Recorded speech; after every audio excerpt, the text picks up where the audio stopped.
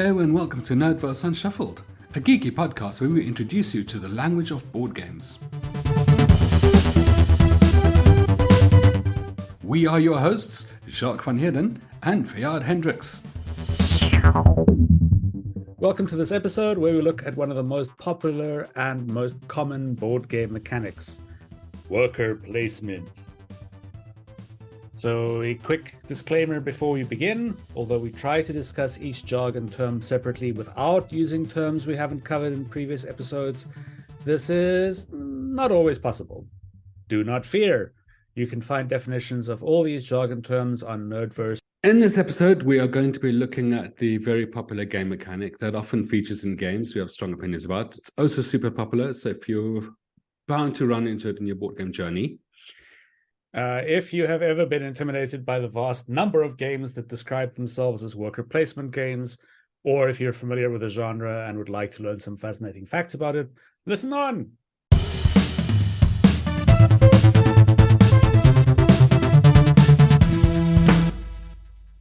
As we do with every episode, let's start with an abbreviated definition from the board game jargon primer. Take it away, Fayyaad. Thank you very much. So one of the most popular mechanics in the last 10 to 15 years is worker placement. Board Game Geek lists over 3,000 games that use worker placement as a mechanic, which should attest to its popularity. In worker placement games, the shared game board contains a series of spaces where players can place components, often meeples, which are considered to be performing work in that space, which rewards the players with the resources, points, further actions, and so forth. In a lot of the worker placement games, the use of the space is exclusive, so other players can't use it once it's been claimed. And you'll only be able to do that action again once the worker vacates that space. And that's the definition from the book. There's a lot to unpack in that definition you just quoted. So what do we mean when we refer to workers? So a worker can be any component, cardboard, plastic, wood, anything that indicates which actions a player is claiming for that round. And you normally place that component on the board to indicate I'm doing this and no one else can. Yeah. As we discussed in the components episode, meeple, it's the term for a usually vaguely human-shaped wooden token. So similar to the kind of thing you'd find in Carcassonne. But anything that looks like a figurine of some sort, could be animal, it could be human, could be, whatever you need it to be. These are still called meeples. Yeah. Odds are it's still going to be called a meeple for the purposes of the game. Mm. But I do prompt listeners to listen to our last episode if they haven't yet on components. We get into a deeper discussion of meeples amongst other components. Yes, there are a lot. There are a lot of components. And meeples obviously are only one type of component that can be used to track actions like we just discussed. We did mention a couple of other ones. So there's the cardboard chits, seen in Manhattan Project Energy Empire, colored wooden pieces in Tzolk'in, or even dice. The game Teotihuacan is a modified form of worker placement where instead of meeples, you're using dice to indicate that this is what I'm doing. And what makes it interesting is that you can use the different faces of the dice to represent either how your worker is doing something or what capacity your worker is doing something, or in the case of Teotihuacan, the power of your worker. So how many of a particular resource you get back when you are using a space. Mm. Some games will ask you to roll the dice. Many worker placement games don't. You do not roll any dice in worker placement game. You tend to sit. We played Beyond the Sun recently, which uses dice, because you're placing those dice down onto the card spots to claim those actions. And as long as you can, as long as you've got permission to use it from the technology you've upgraded, you can use the space. So there's a worker placement game in that regard. Alien Frontiers is a delightful version of a worker placement game with dice that asks you to roll the dice. And where you can place your workers depends on the values you've rolled. So you're never going to be left with nothing to do. Yeah. But the more powerful spots require you to have very specific combinations of dice values. Yeah. Like the one game that I'm thinking of in that context is Eternal Winter. Yeah. In that case, several people can put their worker on the same column, at least, of actions. Yeah. But it just becomes less rewarding. Yeah, that's right. Like the actions become slightly less stronger. There's slightly less reason for doing it. Yeah, absolutely. Like if you do it, you're in a slightly worse position than someone who did it before you did. But at least you're not completely prevented from taking that action necessarily. Yeah. No, that's right. I'm quite a fan of worker placement games. It depends a great deal on the worker placement game, though. I mean, not all of them are the same. No, absolutely not. And that's what I think makes them so wonderful, is that very few of them are identical, even though they use the same mechanic. Yeah. Should we get into the history of where worker placement came from? Yeah. No, the first worker placement game that we can trace back is acknowledged to be Kingdom by Richard Breeze. That was published back in 1998 by R&D Games. Yeah. So it's not new. It's been around for quite a while. And dice placement came afterwards. So you can arguably say that the first worker placement game that featured dice was in 2007, Kingsburg. Okay. So let me talk a bit about what's in common with worker placement games, because I don't think that we quite have the full picture of it just yet. You know, we've danced around a little bit about, you know, what worker placement is, but let's talk specifics. It's important to remember that the action that you're choosing is a shared space. It's not one that's exclusive to yourself. What makes worker placement is the interactivity of the shared board, where everyone has the same pool of actions to choose from, but being able to choose them first makes worker placement interesting. Yeah. So it also makes becoming the first player an interesting decision. And often it's its own worker placement space, is choosing to become first player. Yes. There's no immediate other resource gain from it. But, you know, taking away that first player action from someone else is important. So, I mean, any game that uses worker placement and then does something interesting with it. So you're not just placing workers on a board and then pulling them off at the end of a round or pulling them off at any point. Any game that does this is usually called worker placement with a twist. Yes. Because, well, clearly we weren't expecting that. What a twist. So, I mean, here's an example, right? As we recently played Architects of the West Kingdom. And in a normal, what they call normal worker placement game, your pool of workers is anything between 2 and maybe 8 workers. You don't tend to get a lot because that limits how many things you can do in any given round.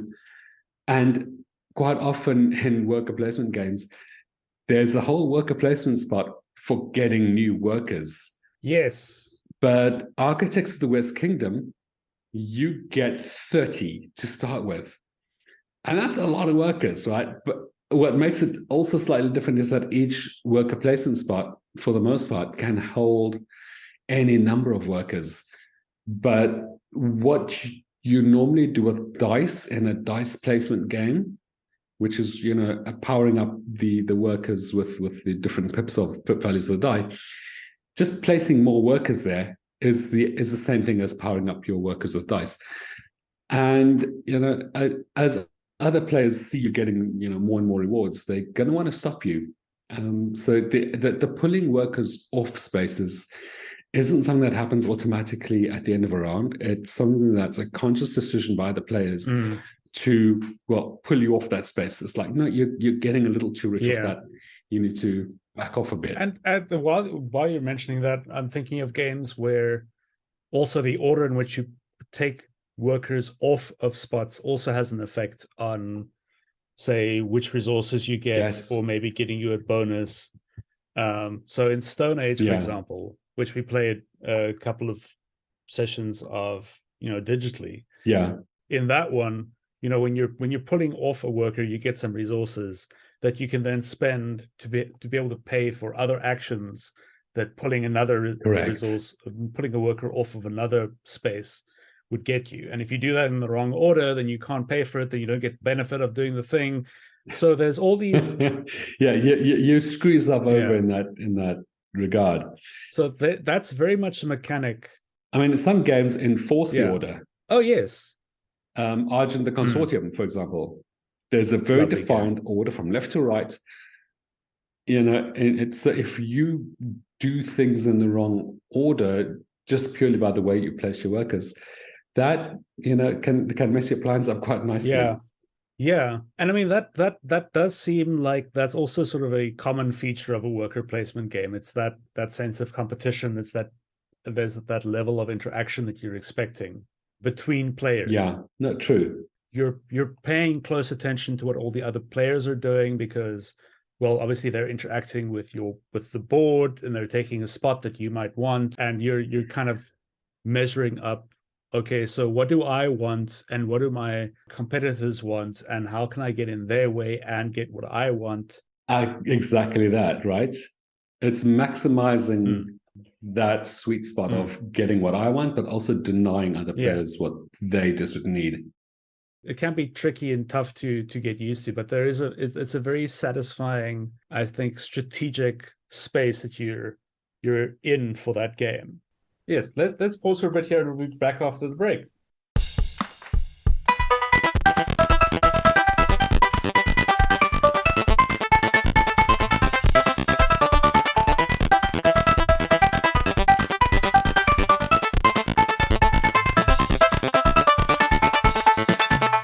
Hi, Jacques here from Unshuffled. Thank you for downloading and listening to the show. We're a very new channel and we really appreciate your support. If you like what we do, please like and subscribe to hear about new episodes. If you'd like access to bonus features, reviews, discussions, affiliate links, and more fun downloads, consider supporting us on Patreon or Ko-fi if you're financially able. Otherwise, you can always help us get the word out about the show by leaving us a positive review on your favorite podcast app. And now back to what we were talking about. Wait, what were we talking about?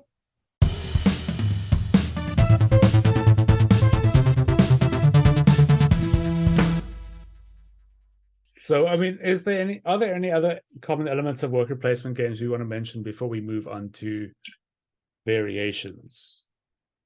I did want to make a mention about A Feast for Odin, which is unusual for a worker placement game in that, most worker placement games, you get like 5, 6, 7, 8 spots in which to place your worker, and everyone's then competing for those spots. A Feast for Odin has something like 30 different worker placement spots, and every single one of them does something completely different. And it's glorious. And then some games make the worker placement spots just really, really, really limited. And you've got no option but to get in each other's way. So, for example, Vital Lacerda's The Gallerist has only 4 worker placement spots. And in a 4-player game, everyone's going to be kicking each other out of a worker placement spot in order to reap the benefits of that spot. It's delightful. Yes. Yeah. It's a great example of how you can build a lot of complexity into a worker placement game. No, that's true. You don't need a lot of worker placement spots to make for a very complex worker placement game, as evidenced by The Gallerist. Yeah, I mean, it is very well designed. And absolutely. Vital Lacerda is a master of game design. More recent games that use worker placement have been tending to combine it with other really, really different mechanics, such as deck building, for example. Yes. So that gives us a game like Dune Imperium by Paul Denon, which, it's exactly that. It's worker placement combined with deck building. And it works really, really well just because of the way the game's been put together. Yeah. And another, less, more finicky version might have been less successful. But I mean, Paul Denon just did it so amazingly well. Other developers combine it with, for example, tableau building, it's another another episode for another time.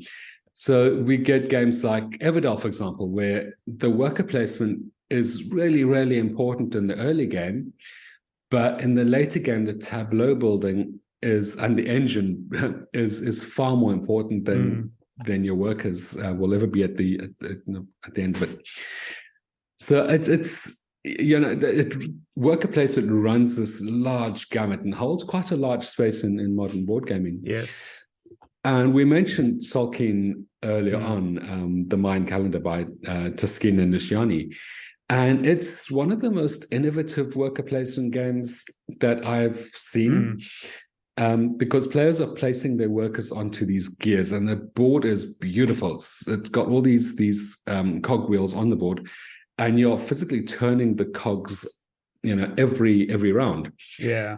And as these gears turn on the board, your workers are moved to new spaces, so able to do new actions every single round, which is fantastic, except for the fact that you can only do one of two things: either put workers on gears or take them off.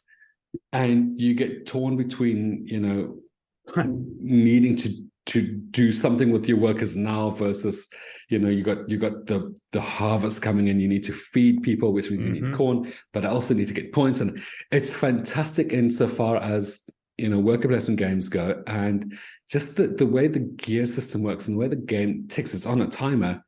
It makes it an interesting proposition for worker placement, is that it's not your standard static space. Yes. I mean, we definitely mentioned Tolkien as one of those games where taking a worker off at the right time also has an effect. And then sometimes it just so happens you've got a couple of meeples waiting to bear fruit, essentially, and then somebody takes that first person marker and just moves the cog on two extra ones, and then you're past the point where you want it to be. Oh man, that happened to me. Absolutely. The one essential worker placement game that I think everyone should play is Viticulture, and we need to talk about that one for a bit. Look, just because it's fantastic. I came to Viticulture very, very late. I mean, I only played it for the first time this year, and I was surprised by how much I liked it. I'd played enough worker placement games and games with the same sorts of mechanics that I was comfortable enough. Like when they explained the rules, I was like, oh, okay, that makes sense. Like that makes sense because I can kind of I understand what that rule. You can connect it to other games that you played. Yes, and I can understand how that particular mechanic or that particular rule is going to affect my decision space when I'm playing. Correct. I mean, I think what makes playing a lot of games with similar mechanics interesting is that you get a feel for it, right? So if someone tells you, yes, this is a worker placement game, you've got an inkling immediately what you're going into. Yes. If I tell you, right, you've not played A Feast for Odin, for example, but if I tell you, yeah, it's got worker placement, but you've got your board in which trying to fit these tetrominoes onto a board to cover spaces. But the way you get them is via the worker placement. You without even looking at the game, you've already got an inkling of what's coming. And you kind of also have, and this is something I'm starting to realize is more and more important to me. It gives me an idea of how to choose what I'm doing during my turn. Yeah. And worker placement, I think, is pretty good at that as a part of designing games. It's a very clear way of signaling to someone, okay, these are the places you need to be looking. Yeah. So it brings us back to viticulture, right? Because you're only ever looking at one season's worth of actions at any given time, even though the board contains what is it, 4, 8, 12, 16 to 20 different actions, different spaces. The fact that, the game thematically moves from season to season, in this progression, you're only ever looking at that one season's worth of actions at any one point in time, which reduces that overload and allows you to think, okay, wait, I need to plant the grapes because in a future turn, yes, I'm going to need to reap them and make the ones, but that's for a future season. Right now, we're just trying to get grape seeds. I mean, once again, with viticulture, what sets it above other worker placement games is that inclusion of what they call the grande meeple, which basically allows you to circumvent the rule of, well, once a place is taken, it's taken. You can't do that action. Yeah. The grande meeple is kind of like your last resort. If someone has done something that you really, really, really need to do this round, you can, but only once with that grande. It's kind of like an overseer, I suppose. You're sending the boss of the wine farm to go sort out this issue. That grande meeple is a stroke of pure genius. It literally takes a very, very average worker placement game and turns it into something absolutely fantastic experience just by that one addition. And I mean that idea has definitely been taken up by other games, I think. So you lent me your copy of Tiny Epic Dinosaurs at one point, and for that one, you can actually use multiple meeples. So if somebody's put down one meeple on a space, you can then use your grande meeple in that space as well to also take that action.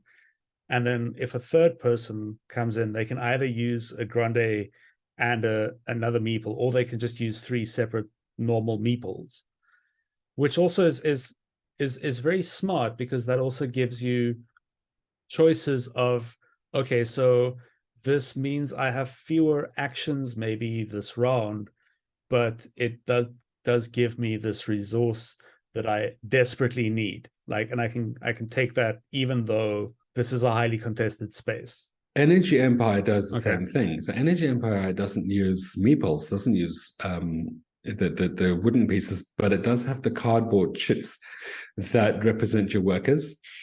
And very much like Tiny Epic Dinosaurs, you're not barred from using a space just because someone else has gone there, but it does get progressively more expensive to a point where you've got to think, hold on, I could be spending three workers to do that one thing versus one worker to do this other thing, which is not as optimal.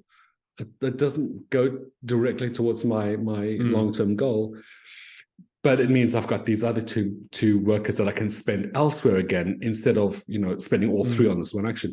Those sorts of interesting decisions that you have to weigh up for yourself when you play different types of worker placement games. It makes my brain very happy. But we do have to ask at this point, so why has it become so insanely popular, to the point where, like I said, there are over 3,000 of games that use this mechanic in different ways? Why are they so popular? So the one thing I can say absolutely from my perspective is that there's that luck versus strategy dichotomy. I'm not in favor of luck-based games where everything hinges on a roll of the die and you cannot do anything to mitigate. Not my favorite way to play anything. You're saying that because you're very unlucky in board games. I am unnervingly unlucky in board games. My rolls seem to be statistically improbable. Mitigating your luck with being able to strategize, and it's like the only person at fault if I do badly in a worker placement game is myself, because I failed to think enough steps ahead, or I failed to take advantage of spaces that I could have. Whatever, it's not the fault of the dice. So that's one of the main reasons why I personally love worker placement games.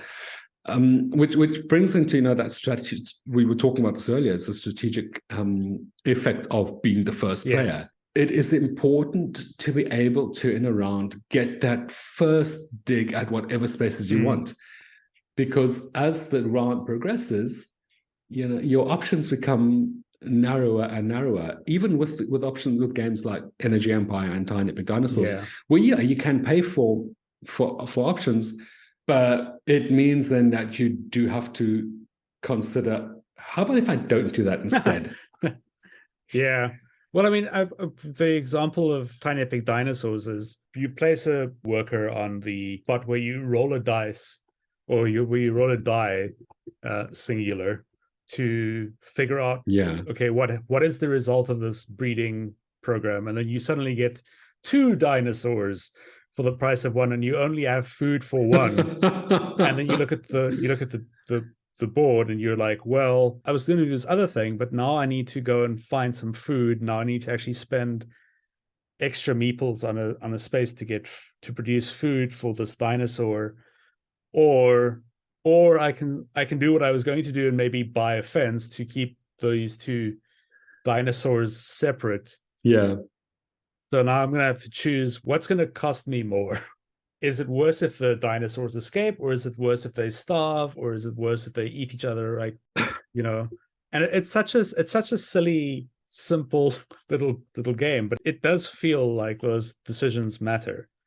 And then it's like, okay, well, there is still an element of luck in a lot of these worker placement games. So I think what you said just now is critical, is that your decisions matter. In that it doesn't feel inevitable and to the point where, oh no, it's up to fate, kind of thing.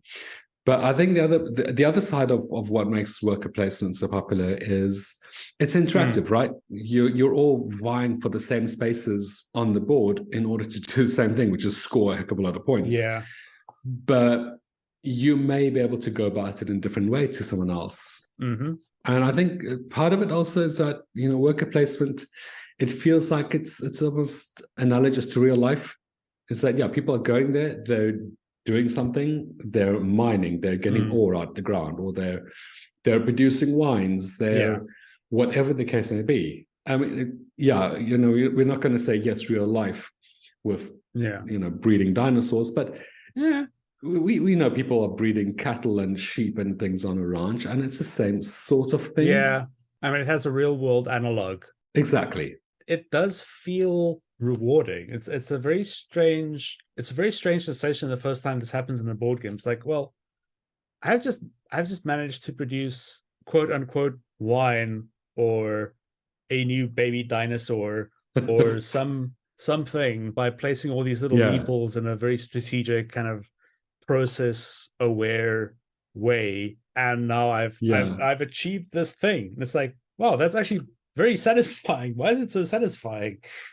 I like the example of Champions of Midgard, which uses worker placement combined with dice rolling.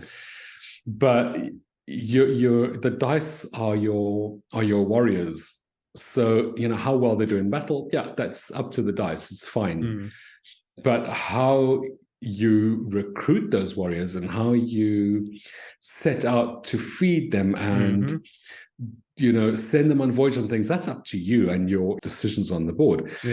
You've got to weigh up that risk reward of, I want to do that, but I don't know if I'm gonna have the dice warriors to do it later on. Like one of the big parts of Champions of Midgard is there's a troll at the gates of the village every round, and somebody has to go and fight the troll, and otherwise it's bad for everyone. If nobody fights the troll, everyone gets blamed, right? And the blame tokens are negative points at the end of the game. So, that's incentive to go and fight. But sometimes, there are more important things going on than a troll at the gate of the village. As weird as that sounds. So you got to weigh that up, right? You got to weigh up that risk reward. It's like, do I fight the troll off? And, it means I can give one of my blame tokens to someone else. But it means then that's a worker I'm not using to get bigger points maybe fighting monsters overseas. Yeah. No, that's also a very satisfying worker placement game. It's a great example, I think, as well, of games that, I mean, worker placement games that do also include an element of luck, an element of chance. So it's not guaranteed that this is necessarily always going to have this exact outcome. And absolutely, right. But you can Yes. mitigate by, including more dice. Just have more dice. That Yes. means your likelihood of getting a good roll is much higher. And for example, in something like Tiny Epic Dinosaurs, again, there is a spot where you can put a meeple and then it's, okay, well, I'm guaranteed to have this dinosaur and only this dinosaur, and there won't be any surprises. Correct, yeah. So I mean that mitigation in favor of your strategy, I think, is important. Yeah. And that also ties in with action scarcity. So weighing up the risk and return. Do I think that this is worth risking this whole turn being wasted? But also something like Tolkien, it's like, okay, well, if I move the gear up 2, I'm going to screw over 3 other players at the table, but I might also just be screwing myself. So you do have to be careful. Screwing myself over, yeah. So it's not a thing of like, okay, well, I can do this with impunity. I mean, at every point, your decision matters. That's a great experience at a table. I think that's what makes worker placement great, is that your decisions matter. Your decisions matter, and depending on what the game is, your choices can be very, very deep. Sometimes they can be, if you want a simple worker placement game, there are those as well. Absolutely. There's a worker placement game to suit just about any complexity level.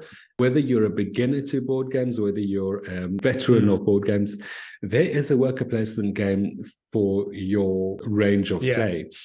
So you can go from, as simple as Stone Age to as complicated as pick a Vitala Soda game. On Mars is possibly one of the most complicated games I know. And it's a worker placement game. But my word, it is insanely detailed and complex. Yeah, that's one of the games I haven't played at all yet. So I mean, there's a lot of things that make worker placement. It's not just fun for players. I think it's also a very entertaining, challenging space for a game developer to be in. Like, how do I come up with a worker placement game that's new and fresh and different? And absolutely, does something slightly differently, and how do I make this thing more fun?